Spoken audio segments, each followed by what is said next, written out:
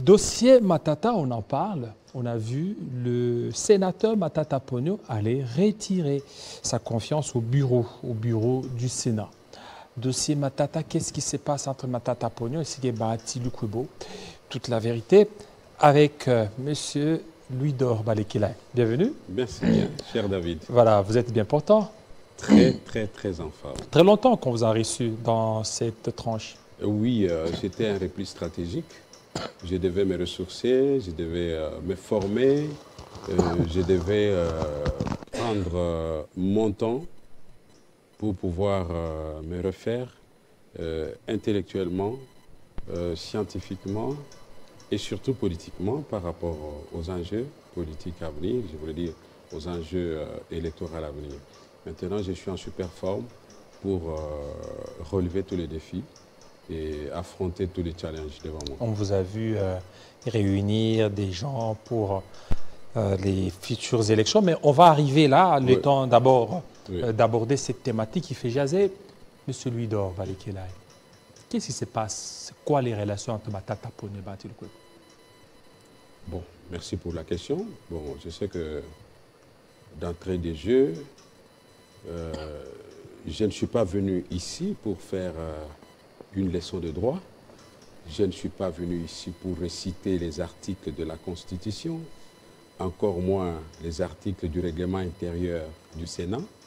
Je suis venu tout simplement en tant que cadre de l'AFDC, secrétaire national adjoint en charge de la communication numérique ou des médias en ligne, rétablir la vérité par rapport à une série d'imputations dommageables et diffamations dont a été couvert le président du Sénat, le professeur Modeste Bahati, par son collègue, le sénateur Augustin Matata Ponyo, pour qui j'ai beaucoup de respect.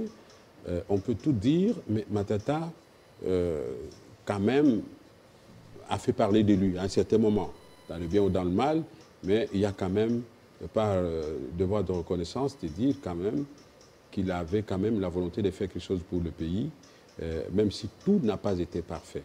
Donc, beaucoup de considérations. Alors, mais là, vous parlez d'imputations. Oui, les imputations, ça veut dire qu'aujourd'hui, l'opinion devra savoir connaître toute la vérité sur le dossier Augustin Matata Ponyo, qui s'acharne contre le président du Sénat, Modeste Bahati. Qui s'acharne? C'est le président Bahati Lukwebo qui s'acharne sur Augustin Matata Ponyo qui a des difficultés à comprendre la théorie de la séparation de pouvoir, les judiciaires et le parlementaire.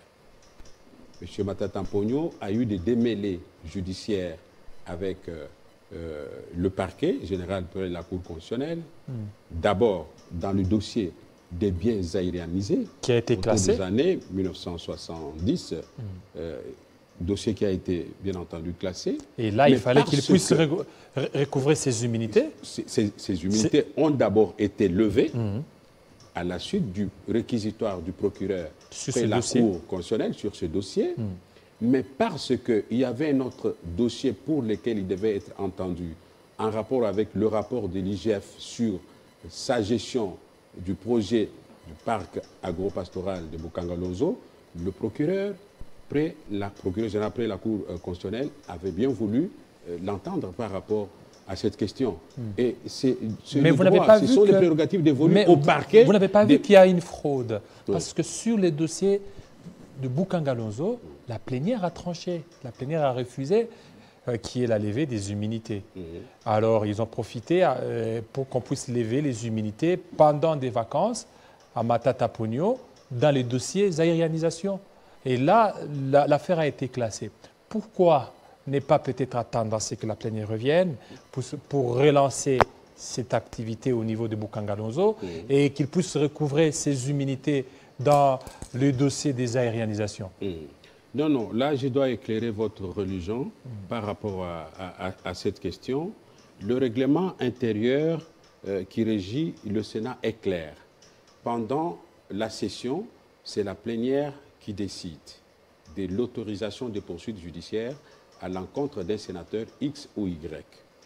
Et en dehors de la session, le bureau est constitutionnellement habilité à examiner un réquisitoire pour l'autorisation des poursuites à l'endroit des sénateurs pour des faits sur lesquels le parquet aimerait avoir des éclaircissements. Et c'est ce qui a été fait pour le cas du sénateur Augustin Matata Mponyo, qui malheureusement, comme je le disais tout à l'heure, a tendance à confondre le bureau du Sénat et la personne de Modeste Bati sur laquelle, en fait, il fait une focalisation meurtrière, une focalisation, vraiment, je peux dire, qui démontre à suffisance qu'il est à la recherche d'un bouc émissaire dans un désert où les quatre points cardinaux ne sont pas clairement définis pour lui.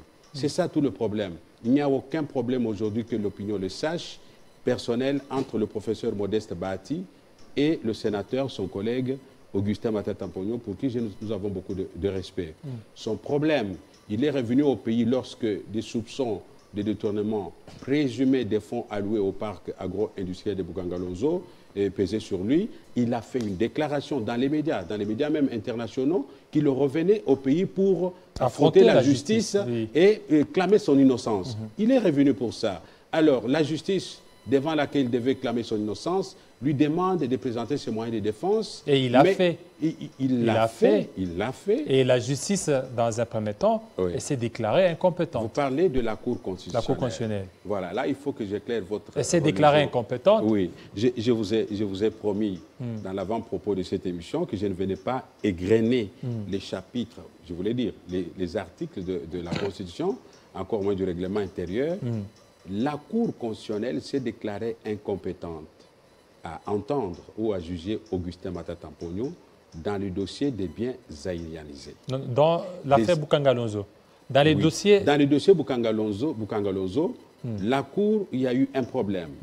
Dans un tout premier moment, la Cour s'est déclarée incompétente. Oui.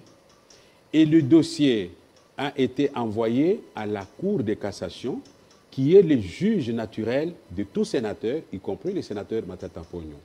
Lorsque le dossier est arrivé au niveau de la Cour de cassation, il s'est posé un problème de l'interprétation de l'article 164 de la Constitution, qui dispose que la Cour constitutionnelle est le juge pénal du président de la République et du Premier ministre dans l'exercice de leurs fonctions antérieures.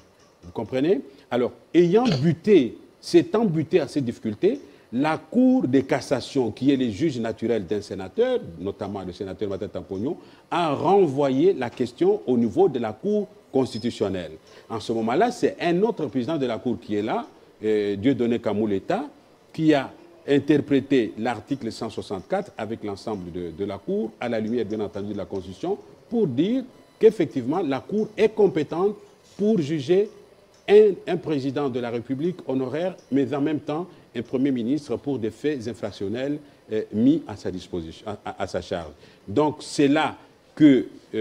Alors, on se retrouve avec deux arrêts sur une même affaire, alors que c'est déjà une confusion. Oui. Et voilà pourquoi, lui, il crierait certainement à l'acharnement. Non, il n'y a pas une confusion. Parce que c'est sur une même affaire, le dossier Boukangalonzo, dans un premier temps sous Dieudonné Kalouba, la Cour s'était déclarée incompétente. Alors sur Dieudonné Kamouleta, la Cour s'est déclarée incompétente. C'est-à-dire, avec la même composition, peut-être seule la différence au niveau de deux présidents qui sont différents. Là, les raisons qui sous-tendent l'arrêt rendu sous Dieudonné Kalouba, je ne les connais pas. Peut-être les raisons peuvent être ailleurs. Mais ce qui est vrai, c'est que l'article 164 de la Constitution vient éclairer la chose, la lanterne de tout le monde. Là, cet article dispose, je l'ai dit tout à l'heure, que la Cour constitutionnelle est habilitée et compétente à poursuivre, à juger un président de la République honoraire ou un Premier ministre dans l'exercice des fonctions pour des cas infractionnels mis à sa charge. Et c'est le bon droit qui a été dit. Alors, curieusement, lorsque... Et le premier arrêt, là, le RP 001, ce n'est pas le bon droit. Oui, ça c'est à la composition de Dieudonné Kalouba de répondre. Je ne suis pas son porte-parole ici. Un éminent professeur. Moi, j'ai rendu les faits tels qu'ils se sont déroulés pour éclairer l'opinion. Mais maintenant, lorsque la Cour se déclare compétente, à la lumière de la Constitution, avec des arguments suffisamment soutenus. Il appartient au sénateur Augustin Matata Mponyo, il y a encore 3 mois qui nous séparent des élections, ou 4, de se présenter devant la justice et prouver qu'il est innocent et postuler à la présidentielle sans problème. Mais pourquoi veut-il faire du président Modeste Bati son bouc émissaire au moment où lui respecte la théorie de la séparation de pouvoir?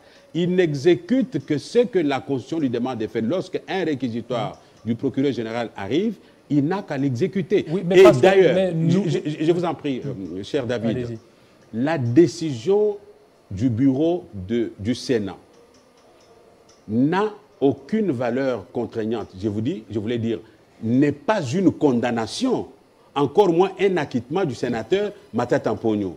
Que le bureau autorise les poursuites judiciaires à l'endroit du sénateur Matata Mponyo, ceci ne veut pas dire qu'il a détourné l'argent de Boukangalonzo qui doit être condamné. Mais il lui appartient de présenter ses moyens de défense pour, n'est-ce pas, clamer son innocence et recouvrer ses immunités qui ont été levées, bien entendu, Pour Matata Mponyo, lui, il dit que le rôle d'un président d'une chambre haute ou basse devra certainement protéger soit les députés ou les sénateurs. Christophe Mbosso l'a fait. Il y a un député qui a été condamné comme Daniel Safou.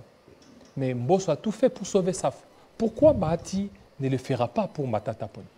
Mbosso a tout fait pour sauver Daniel Safou. Il a sauvé Daniel Safou. Ça veut dire que Mbosso peut soutenir la xénophobie vis-à-vis d'une tribu. Il n'y a pas la xénophobie. Je ne pense pas que c'est ce qu'il a fait. Oui. Les propos de Daniel Safou visaient une tribu. C'était les Balouba qui devaient être massacrés et chassés de Kinshasa. Et ça, je condamne avec la dernière énergie et je souhaite que ça soit la dernière fois. Et je ne le permettrai pas non plus lorsqu'il s'agira d'un Katangé, il s'agira d'un Mukongo ou de quelqu'un d'autre en République démocratique du Congo. Ça doit s'arrêter et une fois pour toutes.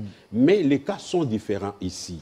Il s'agit d'un réquisitoire du procureur près la Cour constitutionnelle.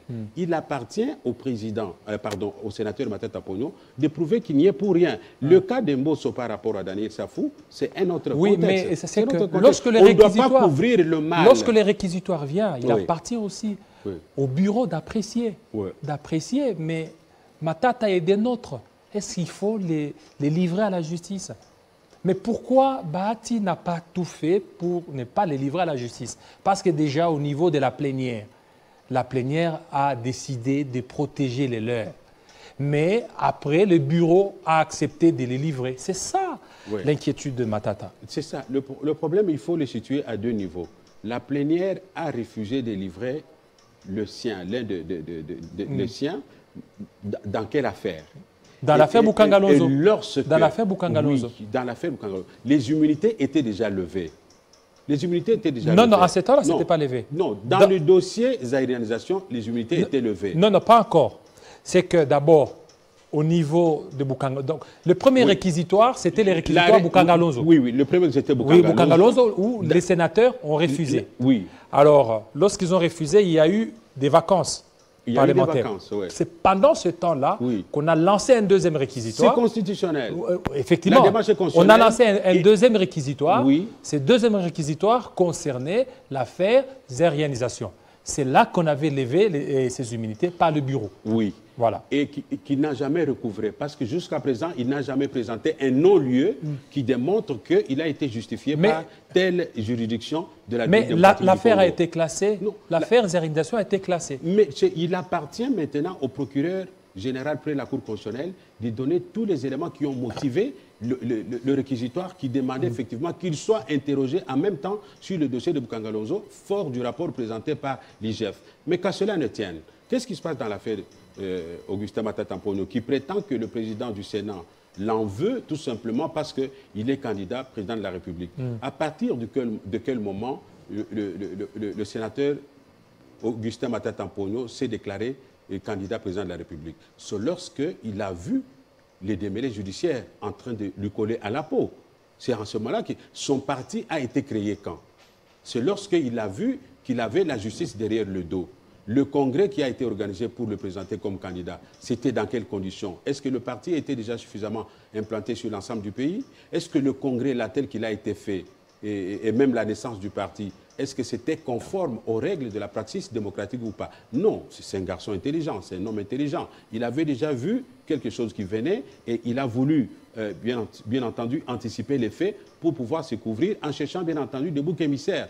Lorsque, dans sa lettre de récusation du bureau de l'Assemblée nationale et de son président, il évoque le fait que le président Modeste Bahati a pris fait et cause pour le président Félix Tshisekedi, qui est son candidat.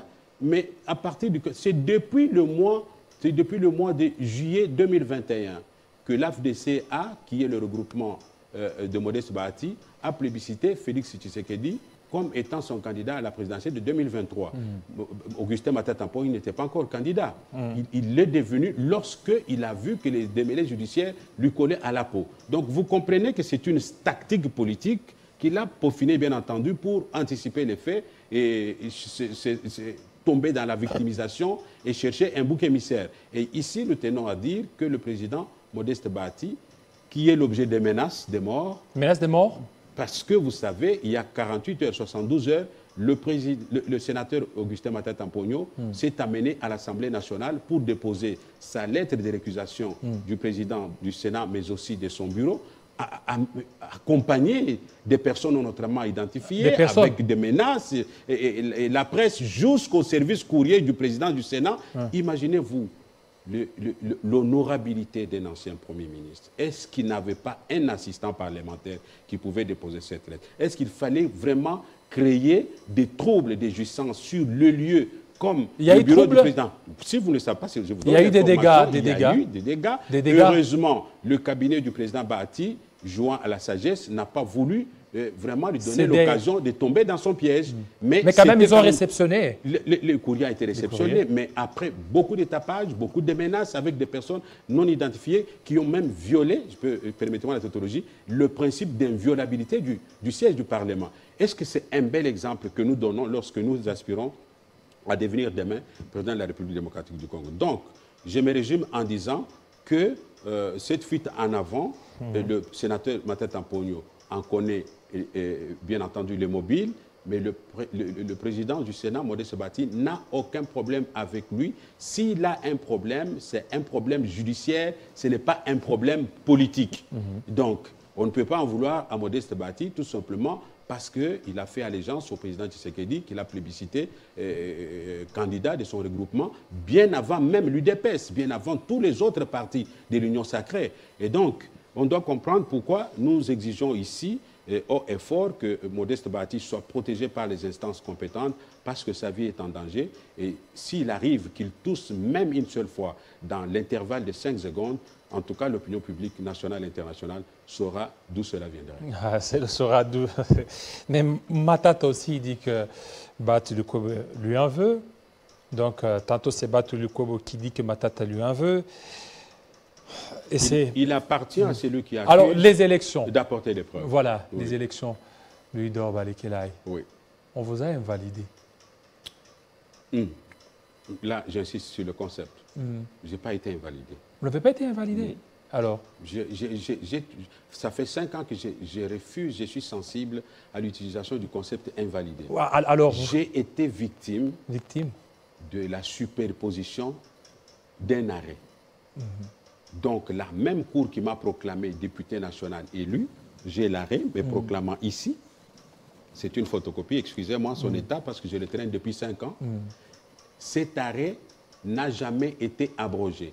Et l'article 168 de la Constitution dit « Les arrêts de la Cour constitutionnelle sont obligatoires, exécutoires, opposables à tous. » Voilà. Pourquoi je vous ai posé J'ai été victime d'un arrêt de superposition qui permet à ces fraudeurs de siéger à ma place au regard de la correction des erreurs matérielles effectuées en violation de la Constitution par la Chambre spéciale de la Cour constitutionnelle. Et donc, je ne peux pas parler d'une invalidation au sens... C'était une action politique. Pourquoi je vous ai posé cette question? Oui. Je savais qu'il y a eu 2 arrêts par la même Cour. C'est dans le cas aussi Matata. 2 arrêts même affaire, même cours. Vous voyez, donc chacun est en train de camper sur sa position. Matata campe sur sa position et les autres aussi sur leur position. Bon, nous fermons la parenthèse. Revenons. Ce n'est pas des cas vraiment comparables. Revenons. Les deux cas sont diamétralement opposés. Ah, okay. Il s'agit d'un cas d'un détournement présumé et le cas d'un élu proclamé en premier et dernier ressort par la haute cour. Et c'est d'ailleurs, quand nous sommes allés à Genève avec maître Georges Kapambe, qui était l'avocat de notre collectif, des élus victimes de ces arrêts de superposition, les gens étaient étonnés. C'est la première fois dans l'histoire du monde de voir une cour constitutionnelle revenir sur ses propres arrêts. En d'autres termes, qu'est-ce qui s'est passé en 2019 en ce qui nous concerne? La Chambre spéciale de la Cour constitutionnelle a organisé de manière illégale un référendum populaire pour réformer l'article 268 de la Constitution afin de nous empêcher de siéger. Mais qu'à cela ne tienne, nous avons mené les démarches. On nous a interdit de faire des marches dans la rue pour sauver l'image du pays parce que c'est un scandale. Nous avons fait confiance au président de la République qui a notre dossier sur sa table en tant que magistrat suprême pour pouvoir nous aider à recouvrer nos droits, même si c'est impossible de siéger parce que nous allons vers les nouvelles élections, au moins que nos indemnités compensatoires nous soient accordées. Mais parce que c'est un droit, parce qu'il y a une jurisprudence. Mais quand même, qui existe. il y a des indemnités compensatoires. Jamais. Les gens racontent ces conneries-là. Nous n'avons jamais touché quoi que ce soit. Vous ne touchez rien. Jamais. On n'a mais jamais été payé. On est en train d'utiliser la jurisprudence de l'ancienne législature. On ne l'utilise pas malheureusement. Chaloupa et Franck Diongo étaient dans le même cas que nous, empêchés de siéger. Ils étaient payés. Mais nous ne comprenons pas les raisons pour lesquelles nous sommes bloqués jusqu'à ces jours. Mais nous avons la foi en Dieu. Et je me rappelle, vous pouvez regarder dans vos images sur Télé 50, j'étais le premier à dénoncer cette superposition des arrêts en ce qui me concerne, parce que je n'avais même pas attaqué un député de l'opposition, parce qu'à l'époque, on disait que le FCC favorisait ses députés pour écraser ceux de l'opposition. J'avais attaqué un député du FCC, et c'était des cas rares qui n'étaient même pas autorisés à l'époque par les instances du FCC. Mais fort des preuves que j'avais fournies devant la Cour, j'avais obtenu une dérogation pour me présenter devant la Cour et j'ai gagné le procès, j'ai été proclamé élu, mais 10 jours après, ce qui est arrivé est arrivé. Je n'ai pas désarmé, je vais continuer la lutte. Et vos chances pour 2023? Les chances sont intactes, je vais gagner mon siège dans la circonscription électorale du Moamba et j'en profite pour saluer tous mes électeurs. Et vous faites quoi pour que vous soyez réélu là-bas? Je n'ai pas d'argent pour corrompre, je parle, j'ai un discours, j'ai des idées que je défends et qui intéressent la population du Moamba. Que tous ces élus qui siègent aujourd'hui ont abandonné. Et je leur dis, demain, un ministre en fonction, un député en fonction ne peut plus foutre son pied là-bas, dans le Moamba, et obtenir les suffrages du peuple. Parce qu'ils n'ont rien fait. Aujourd'hui, dans le quartier Salongo, à Lemba, il n'y a pas d'eau. Les gens vont acheter de l'eau dans des bidons. À Kissenso là-bas, le banditisme urbain ou les phénomènes Koulouna, n'en parlons pas. À Lemba, à Super Lemba, c'est la débauche partout là-bas. Les parkings, trop d'embouteillages. Il n'y a aucun député qui prend l'initiative d'aller voir le bourgmestre. Nous pouvons délocaliser, comme j'ai commencé déjà à le faire, délocaliser le parking au niveau du rond-point Super Lemba ou du rond-point Ngaba pour qu'il y ait fluidité et qu'il n'y ait pas d'embouteillage parce que c'est un facteur du sous-développement aussi.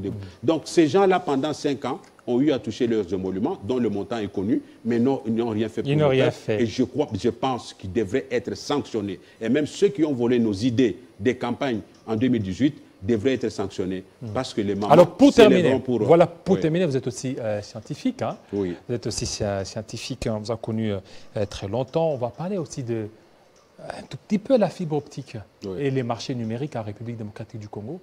La fibre optique... on nous a tant vanté, mais jusque-là, est-ce qu'aujourd'hui, le peuple congolais peut aussi espérer à cette innovation numérique? Merci beaucoup. Vous ne m'aviez pas préparé à ça, mais comme c'est mon domaine, comme vous le savez, je suis chef de travaux au département de la communication numérique à l'ISIPA et dans beaucoup d'autres instituts de la place. La fibre optique a été vraiment le thème majeur de mes études, de mes recherches doctorales au niveau du DEA, le diplôme d'études approfondies. Et là, j'ai réussi pour la première fois à établir un lien entre la fibre optique et le marché numérique. Le marché numérique aujourd'hui, c'est celui qui permet aux gens de faire des achats en ligne Le marché numérique permet aujourd'hui aux gens de faire leur publicité en ligne, donc ce qu'on appelle l'e-marketing.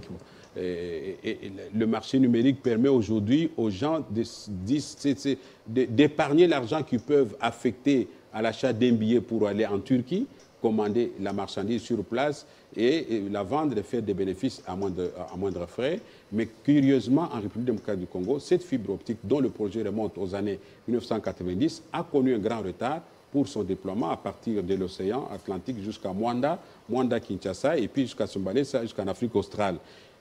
Jusqu'en 2021, lorsque j'effectuais encore mes recherches doctorales, pour la ville de Kinshasa, la fibre optique n'était déployée que dans 4 communes, Gombe, Lingwala, Kinshasa et Kintambo. Alors aujourd'hui, je vois quand même qu'il y a des efforts qui sont en train d'être faits, mais je note aussi en passant que le numérique fait partie de la vision du président de la République. Il y a ce qu'on appelle le plan national du numérique qui reprend, bien entendu, les avantages qu'offre le numérique pour le développement de la société.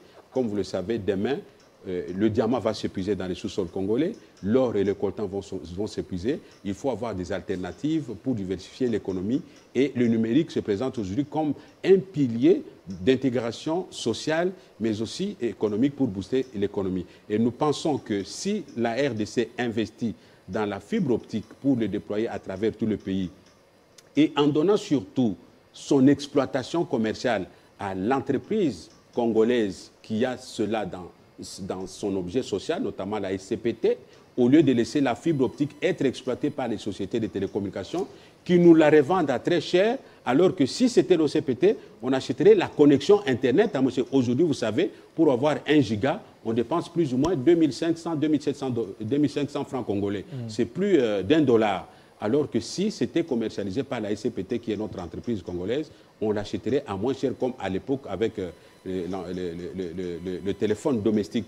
Et puis également, comme vous le savez, j'ai réussi quand même à établir un lien du point de vue épistémologique entre la fibre optique et les sciences de l'information et de la communication, parce qu'aujourd'hui, on ne peut pas naviguer sur Internet, on ne peut pas accéder à Facebook, à Twitter, à Instagram, à TikTok, si on n'a pas une bonne connexion. Et la bonne connexion aujourd'hui, contrairement à ceux qui défendent le satellite, est fournie par la fibre optique dans la mesure où elle offre la connexion au débit, de par le fait que c'est un câble qui est protégé contre les intempéries, avec une gaine qui la met à l'abri de toutes les intempéries et qui permet une bonne transmission des données sécurisées entre un émetteur et un récepteur. Ça peut être une société de télécommunication ou les usagers du numérique. Merci. Donc je plaide pour que l'État congolais investisse suffisamment dans la fibre optique. C'est à cette condition seulement qu'on peut parler du numérique comme un facteur de développement de la République démocratique. Merci beaucoup. Nous y reviendrons.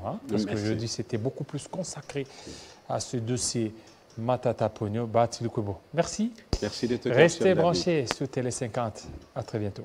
Merci bien.